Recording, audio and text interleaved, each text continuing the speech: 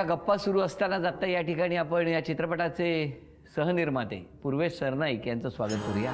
या पूर्वेश.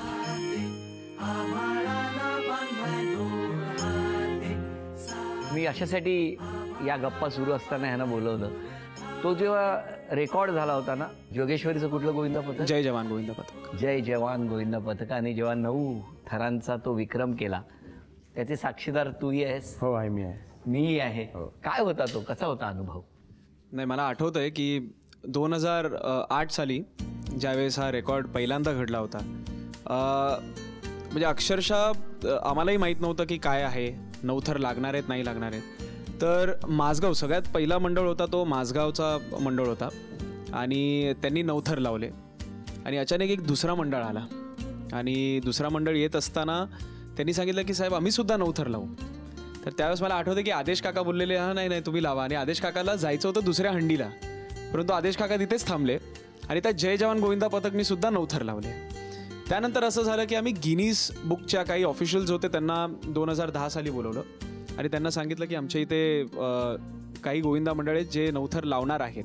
तर ते लावत असताना मी आदेश काकांना फोन केला आणि त्यांना बोललो की आदेश काका गिनीजचे काही पदाधिकारी या ठिकाणी आलेले आहेत आणि 9 थर लागणार की नाही लागणार ह्याची मला गॅरंटी नाही आहे, परंतु तुम्ही कुठेही असाल ना तर तुम्ही आत्ता जाऊ. मला आठवतं आदेश काका दादरला होते आणि मी आदेश काकांना बोललो की आदेश काका दादर वगैरे सोड आणि लवकर ठाण्यात या, कारण आपल्याला गिनीज बुक ऑफ रेकॉर्ड्समध्ये यायचं आहे. आणि ज्यावेळेस तो माईक तुमच्या हातात जाईल आणि तुम्ही जेव्हा 1 2 3 4 5 करत करत ते तुम्ही जाता ज्या फ्लोमध्ये, तर ते 9 कधी लागतात आणि ते 9 कधी उतरतात हे आम्हाला कळतच नाही. आणि आदेश काका आणि अवधूत दादाच्या समोरच हे 9 थराचा जो विक्रम झालेला तो गिनीजमध्ये गेला होता. क्या बात आहे, काय आनंदाचा क्षण. नाही मग कसं असतं की इतकी वर्ष म्हणजे आता चित्रपटाचं कथानक काय किंवा चित्रपट काय आहे आम्ही अजून बघितलेला नाही, पण अवधूत काय मी काय दरवर्षी सकाळी उठायचं, त्या गोविंदा पथकांमध्ये जायचं, दिवसभर पूर्ण चिंब भिजायचं आणि मग अनेक गोविंदा मंडळांशी संवाद साधत संपर्क साधत यायचा.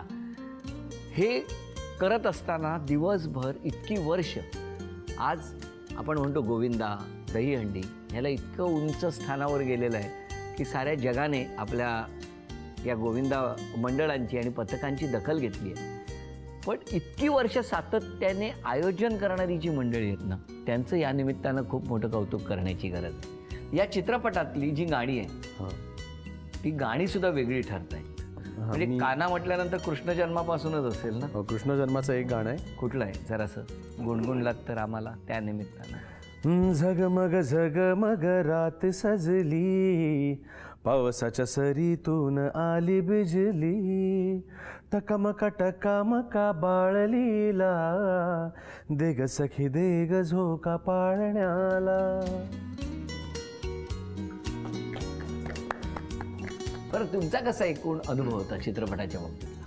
आता गाण्यावरून एक थोडं मी विषयांतर करतो. हां पूर्वेश जसं म्हणाला की त्यांनी तुम्हाला फोन केला की तुम्ही जे माईक हातात घेतात तर एक वेगळाच माहोल निर्माण होतो. बरं मला तुला विचारायचं की तू सगळे जे काही आता चित्रपट आहेत म्हणजे मोरया करत असताना सुद्धा ते सगळी गर्दी ते सगळं माहोल म्हणजे तसाच सण आणि आता पुन्हा हा चित्रपट बघताना पुन्हा तीच गर्दी तोच माहोल, तर हे कसं काय जमवलं? हे खूप घरचं आहे, हे खूप मनातलं आहे, ह्याच्यामध्ये काही विचारच करावा लागत नाही. हे आपसुक आहे. अर्धा चित्रपटातले सीन्स मी सेटवरती कन्सीव्ह केले.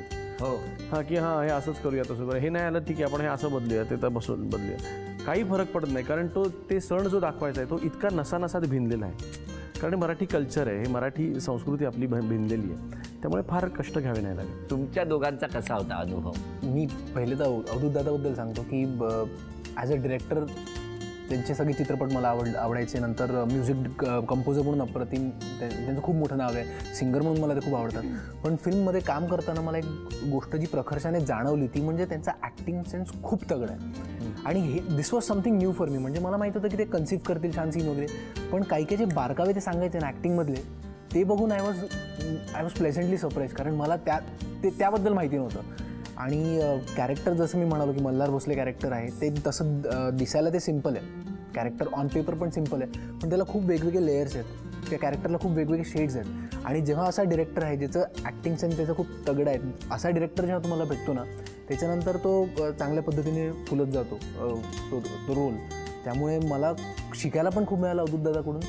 आणि ज्या पद्धतीने आता ट्रेलर लॉन्च आहे, ज्या पद्धतीने ते दिसतं आहे ना सगळं, I am really very happy and I consider my self lucky की मी या फिल्मचा एक भाग आहे. तुझा कसा होता? लीडरशिप क्वालिटी जी असते ना ती सरांकडे खूप पॉझिटिव्हली चांगली आहे. म्हणजे कोणावरही न चिडता त्यांची टीम इतकी स्ट्रॉंग आहे, पक्या किंवा त्यांचे सगळे असोसिएट्स, की त्यांना सरांना ओरडायची गरज लागत नाही. आणि त्यांना कधीच मी पाहिलं नाही की आता सर आपण काय करतोय विचारत नव्हतं. त्यामुळे माझं असं होतं की किती स्ट्रॉंग कनेक्शन आहे 1 to 1, की यांना जे म्हणायचं आहे त्यांना सगळ्यांना माहिती आहे. प्रत्येक असिस्टंटला माहीत होतं की गौरी हा सीन झाल्यानंतर आपण हा असं करतोय कारण असं. पण ह्या निमित्ताने खरंच तिने कारण बऱ्याच प्लॅटफॉर्मवरती थँक्स म्हणता येत नाहीत की माझी जी टीम आहे, पक्या म्हणा किंवा माझे एडिटर्स इम्रान भाई, माझा राहुल जाधव ज्यांनी झेंडा मोर्या हे भटिंडा सगळे पिक्चर ॲज अ DOP माझ्याबरोबर केले. सो खरोखर what she says is true की आम्ही स्क्रिप्ट लेवलला आम्ही बसतो आणि सकाळी आल्यानंतर आमची एक 5 मिनटं चहावरती मीटिंग होती की आज काय करायचं. त्याच्यानंतर मला त्यांनाही सांगायला काही लागत नाही आणि मला फारसं करण्यासारखंही फारसं स्टेटवरती काय मी टवाळक्याच करत असतो, कारण everybody knows their job so well. Direction नावाची गोष्ट काही उरतच नाही त्याच्यामध्ये, इतकी माझी सगळी. आणि ते that's because of my team. अजून एक वैशिष्ट्य किंवा कौतुक असं की ते मला रिस्पेक्ट करतात, मान देतात, प्रेम करतात, पण मला अजिबात घाबरत नाहीत. आणि त्यामुळे रायटिंगपासून पहिल्यांदा जेव्हा, आणि मी लिहितो खूप, कथेपासून सगळं मी स्वतः लिहितो. सचिन दरेकर आमचा फिल्म रायटर आणि डायलॉग रायटर, इथपासून ते पक्या आमचा आहे की कसं वाटतंय पक्या म्हटल्यानंतर पहिलं निंदकाचे घर असावे शेजारी ना, ते ना त्याचे घरातच राहतो तो निंदक. सर आवडलं तुम्हाला? फालतू आहे खूप, करूया आपण शूट आज, पण अत्यंत तुकरट सीन आहे सर, करूया आता तुम्ही म्हणतात. एक कान्हा चित्रपट करताना तुझा अनुभव कसा? ॲज अन ॲक्टर मला माझी एक वेगळी बाजू सापडली. मला माहिती नव्हतं की गश्मीर महाजनी असा पण आहे. तुम्ही जेव्हा रघु म्हात्रे बघाल तेव्हा तुम्हाला जाणवेल ते. मला नव्हतं माहिती की मी असा माणूस पण आहे.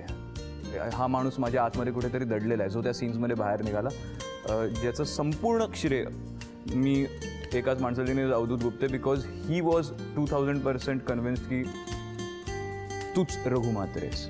100% समाधानी आहात सगळे? 100%. मग अशी जसं जन्माचं गाणं सांगितलं तसं अजून कुठल्या टप्प्यावर दुसरं गाणं? गंमत म्हणजे या फिल्ममध्ये दहीहंडीची फिल्म असून दहीहंडीच्या दिवशी गाणंच नाही, कारण कथेनुसार तिथे गाणं बसत नाही. त्यामुळे एक गाणं जे आहे हे कृष्ण जन्माचं आहे, आदल्या दिवशी रात्रीचं आहे. आणि मग एक सरावाचं गाणं आहे जे आत्ता तुम्ही सगळेजण बघताय. म्हणजे आता सुपरहिट म्हणायला हरकत नाही, हिट तरी आपण जरा कीपिंग इट मॉडेस्ट, तर हिट गाणं झालं आहे. अरे कधी हातात हात कधी पायात पाय, अरे खांद्यावर घेणार पण डोक्यावर नाही, जावेशीवर टांग दुनियादारी, लय मिठी छुरी आपली यारी, चल खुन्नस दाखव लढ मित्रा, पण असते चढ मित्रा.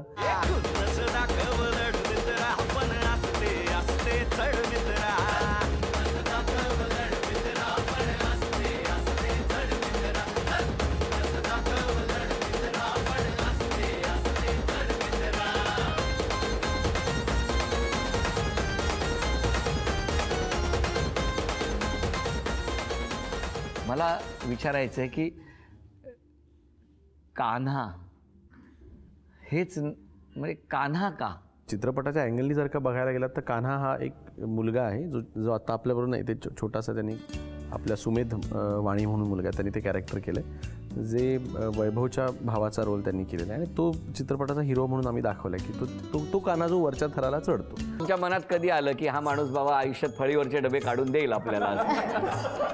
बरं आहे, उंच विंच आहे, जरा डबे बिबे काढायला याचा उपयोग होईल, वेगळी शिडी विकत घ्यायला नको, खर्च वाचेल, हो की नाही? हो म्हणताय. तसं काही एक्सपेक्ट केलंच नव्हतं, म्हणजे पुढे जाऊन असं कामाला वगैरे येईल म्हणून.